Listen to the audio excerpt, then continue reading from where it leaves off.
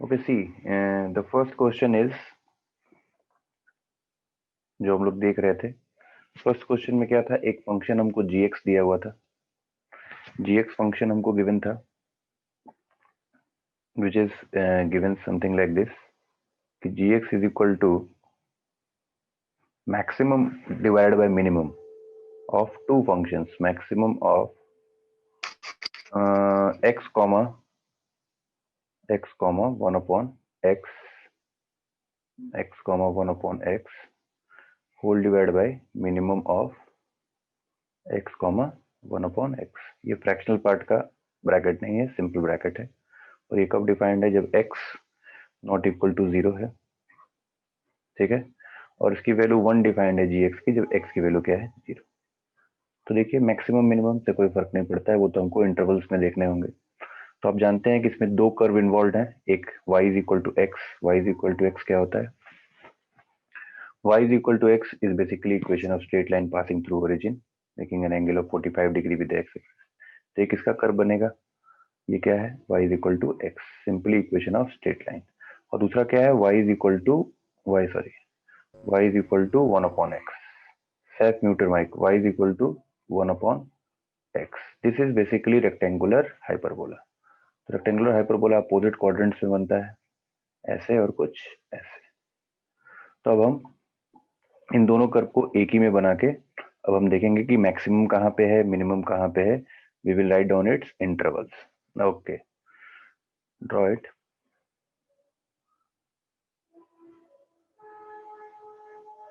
Okay, this is x-axis. So what we are going to draw? We are going to draw the curve of gx. Going to draw the curve of gx. ठीक है, तो देखिए यहाँ पे एक आपकी line, एक curve बनाते हैं हम लोग y is equal to 1 upon x का, जो कि एक रेक्टेंगुलर हाइपरबोला होगा, कुछ ऐसे। फर्स्ट एंड थर्ड क्वाड्रेंट में होता है। हम लोग ने रेक्टेंगुलर हाइपरबोला में, मीन्स हाइपरबोला में इसकी बात पहले से कर रखी है। अच्छा, और एक लाइन होगी आपकी क्या, y is equal to x, जो कि 45 डिग्री का एंगल बनाते हुए ओरिजिन से क्या करेगी, पास करेगी। ठीक, ये हमारा gx का कर्व हुआ। पूरा नहीं हुआ, अभी भी हमको देखना होगा। ये एक ऐसी x की वैल्यू होगी जहां पे ये वैल्यू और ये वैल्यू बराबर होंगी, जो कि सिमेट्रिकल है फर्स्ट और थर्ड क्वाड्रेंट में कह सकते हैं। तो अब देखिए, अब हमको यहाँ पे ये कब होगा, देखिए ये कौन सी लाइन है, y is equal to x, और ये जो रेड वाला है कर्व है, ये कितना है, y is equal to 1 upon x. तो दोनों का पॉइंट ऑफ इंटरसेक्शन निकालें, तो ये पॉइंट देखिए आ जाएगा 1 और ये पॉइंट आ जाएगा आपका -1। Simply you have to solve this two equations. दोनों इक्वेशन को सॉल्व करिए, पॉइंट ऑफ इंटरसेक्शन ले जाइए। ठीक है, तो अब हमको क्या करना पड़ेगा, क्योंकि फंक्शन में मैक्सिमम और मिनिमम की बात की है, मैक्सिमम और मिनिमम की बात की है, तो आइए जीएक्स की अलग अलग इंटरवल्स में वैल्यू को हम यहाँ पे लिखते हैं। तो देखिए पहला इंटरवल हम क्या ले लें, जो मन करे वो ले लीजिए। आप ले लीजिए x belongs to close interval 0 to 1, close interval 0 to 1। और आपको ध्यान रखना होगा, अगर एक वैल्यू को आप एक बार इंक्लूड करते हैं तो दूसरी बार उसको इंक्लूड दूसरे इंटरवल में आपको नहीं करना है। मीन्स एक ही वैल्यू पे दो बार इक्वलिटी का साइन नहीं लगेगा। तो देखिए अगर 0 से 1 के बीच में हम बात करते हैं, तो 0 से 1 के बीच में बताइए जो जीएक्स आपका डिफाइंड है वो मैक्सिमम अपॉन क्या है, मिनिमम। तो बताइए, न्यूमरेटर है maximum x comma 1 upon x का, मतलब दो कर्व का, और डिनोमिनेटर है मिनिमम। तो 0 से 1 में बताइए y is equal to 1 upon x बड़ा है, ऊपर है, या मैक्सिमम है कि y is equal to x. तो देखिए यहाँ से कर्व से डायरेक्ट दिख रहा है कि रेड वाली लाइन, रेड वाला कर्व ऊपर है, तो इसके इस इंटरवल में जो मैक्सिमम होगा वो कितना होगा, 1 अपॉन एक्स होगा। ठीक, और मिनिमम क्या होगा, x होगा। ठीक है, तो 1 upon x divide by x, that is simply it is 1 upon x square. तो मैंने डिनोमिनेटर भी लिख दिया, न्यूमरेटर भी लिख दिया। Okay, now take the next interval, x belongs to 1 की बात हमने कर चुकी है, तो 1 को ना लेके 1 पे ओपन ब्रैकेट लगा के 1 से हम इन्फिनिटी की बात करेंगे, मतलब आगे की तरफ बढ़ेंगे। तो 1 से इन्फिनिटी की तरफ आपको दिख रहा होगा कि बड़ा कौन है, y is equal to x है, मतलब मैक्सिमम है, तो ये हमारा क्या हो जाएगा, न्यूमरेटर। और मिनिमम क्या है 1/x। तो x अपॉन 1/x बेसिकली हमको क्या दे देगा, एक्स स्क्वायर दे देगा। क्या दे देगा, एक्स स्क्वायर।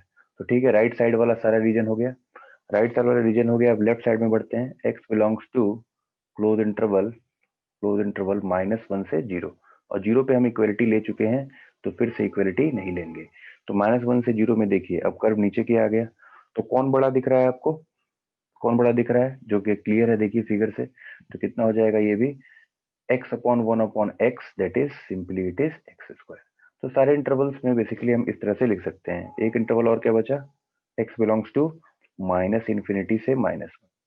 -1 पे भी हमने इक्वलिटी देख चुके हैं, तो -∞ से -1।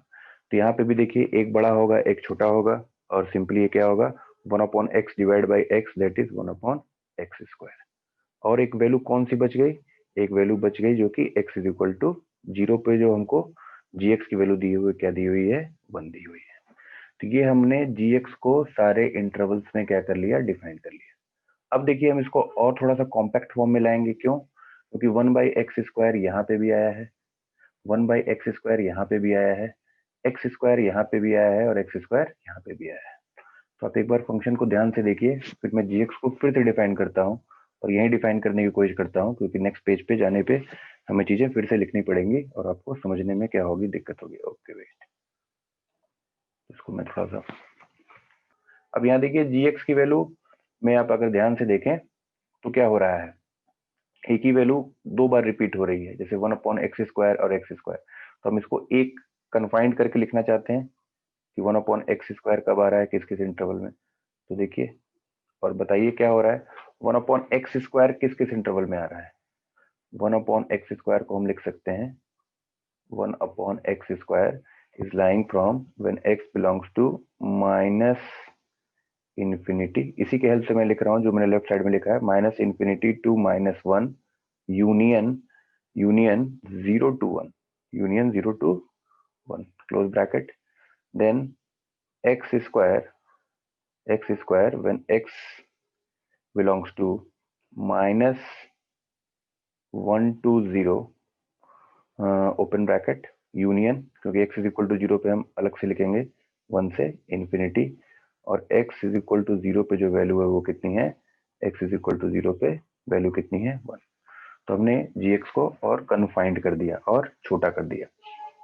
अब हम अपने 1 by 1 अपने ऑप्शंस को हम यहाँ क्या करेंगे, चेक करेंगे। ऑप्शन से क्या करना है, हमको लिमिट भी चेक करना है, कंटिन्यूटी भी चेक करना है, और क्या चेक करना है, डिफरेंशियबिलिटी भी चेक करना है। Now we are ready to check different options which is given in the question. So see here. Okay, let me discuss the first one. They are asking about g of 0 plus.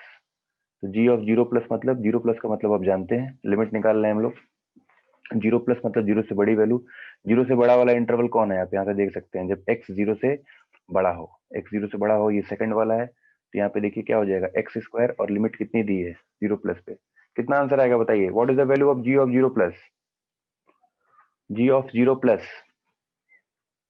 yes, g of 0 plus is infinite according to our given conditions, g of 0 is coming out to be infinite।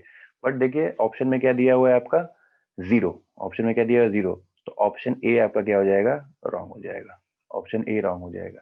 फिर एक जगह आपको किसी option में इन्होंने g of 0 minus की भी बात की है, g of 0 माइनस, लिमिट में मैंने ये सब चीजें आपको सिखाई हैं। g of 0 माइनस बताइए कितना आएगा, what is the value of g of 0 minus,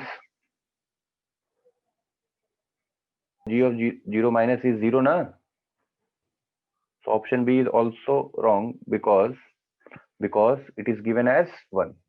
क्या दिया हुआ है, 1 दिया हुआ है।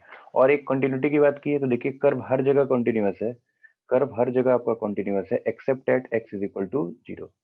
इस पे x इज इक्वल टू 0 पे डिसकंटिन्यूटी है, किस तरह की डिसकंटिन्यूटी ये भी हम निकाल सकते हैं, रिमूवेबल नॉन रिमूवेबल, लेकिन इसकी जरूरत हमको यहाँ पे नहीं है। तो एक्सेप्ट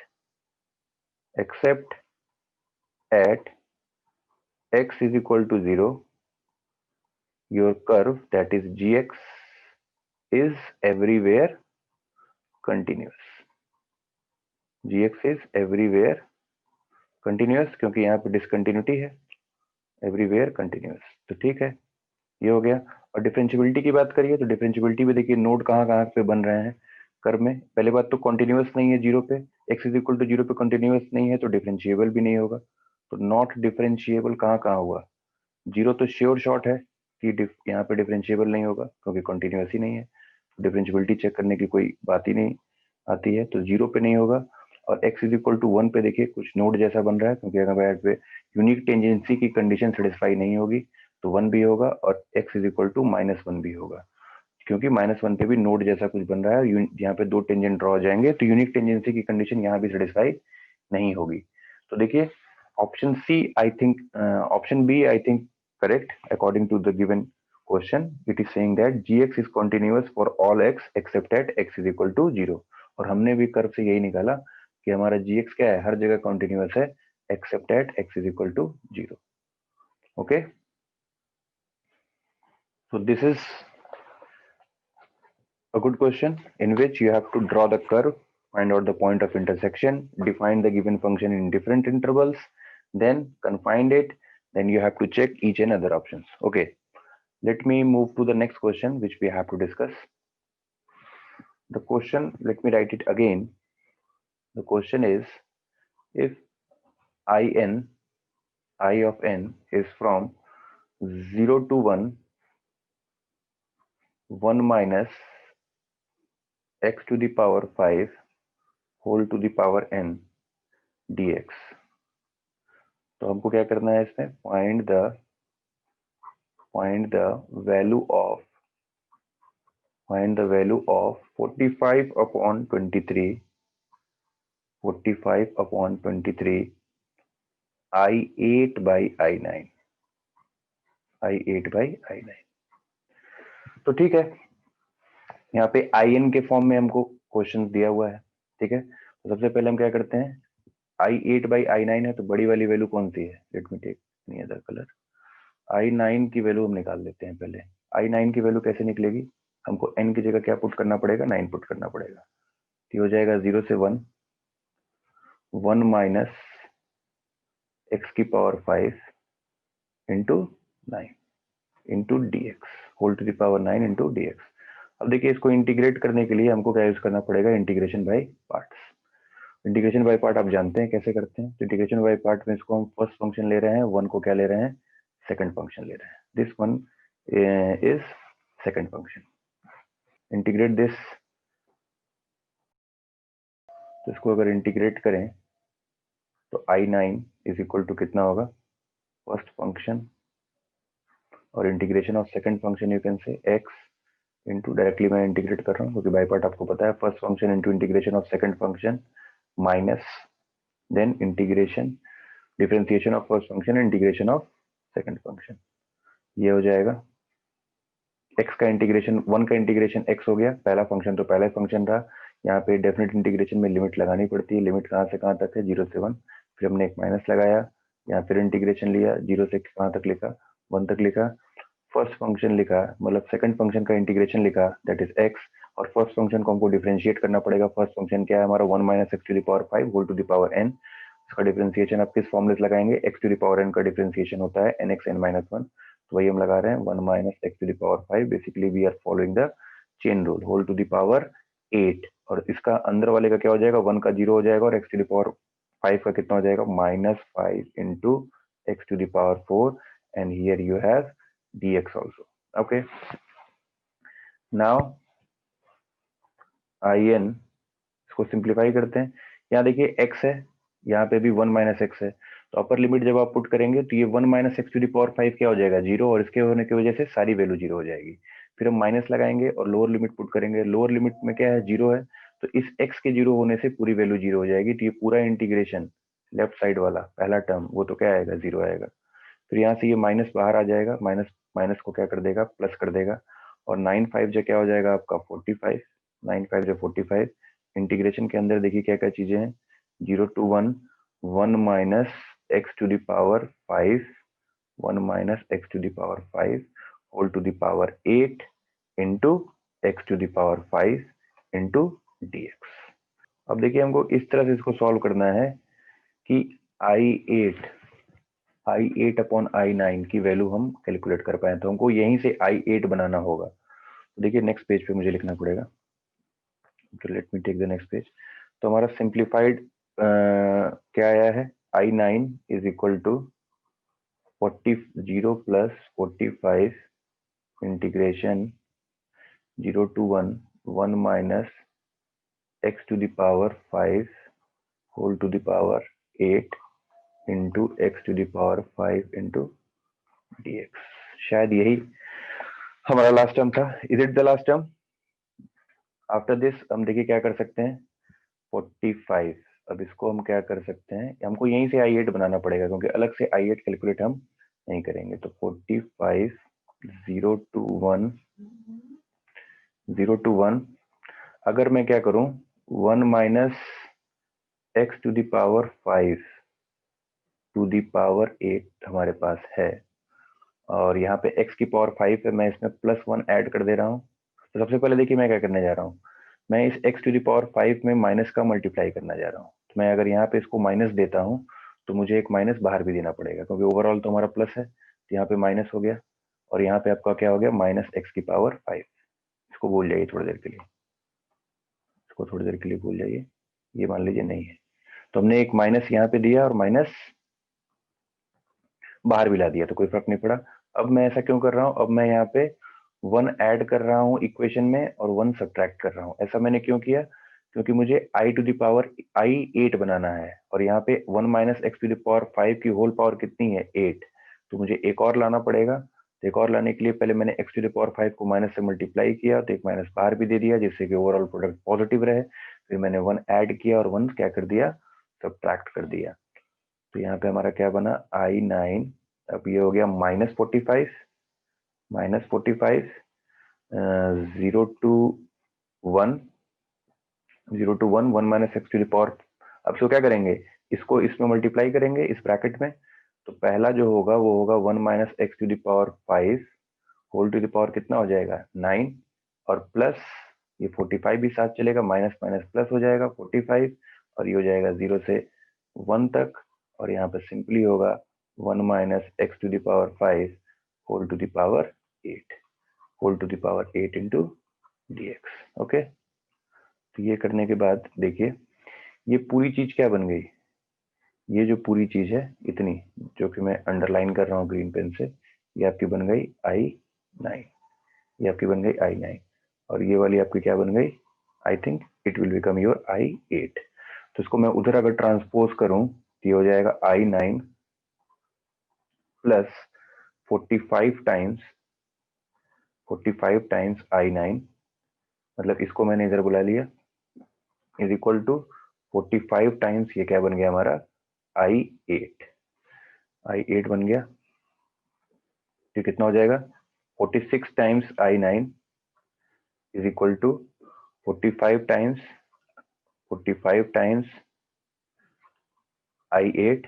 तो यहाँ से I8 अपॉन I9 की वैल्यू कितनी हो गई हमारी, I8 अपॉन I9 की वैल्यू हो गई 46 अपॉन 45। हमको किसकी वैल्यू फाइंड करनी थी, 45 upon 23 into I8 upon I9। तो हम क्या करेंगे, इसमें भी 45 अपॉन 23 का मल्टीप्लाई कर देंगे, तो 46 अपॉन 45 आएगा, 45 को कैंसिल कर देगा, तो ये कितना हो जाएगा, 2। So your final answer is coming out to be 2। तो simple question on integration by parts. तो हमने एक बड़ी वैल्यू ली I9 और उसी के हेल्प से थोड़ा सा जिसमें मॉडिफिकेशन करके रीअरेंजमेंट करके कुछ टर्म इंट्रोड्यूस करके हमने I8 भी बनाया, और यहाँ से हम रेशियो कैलकुलेट कर लिया, और रेशियो कैलकुलेट करने के बाद फिर 45 अपॉन 23 जो एक एक्स्ट्रा टर्म था उससे मल्टीप्लाई करके हम अपने आंसर हम आ गए।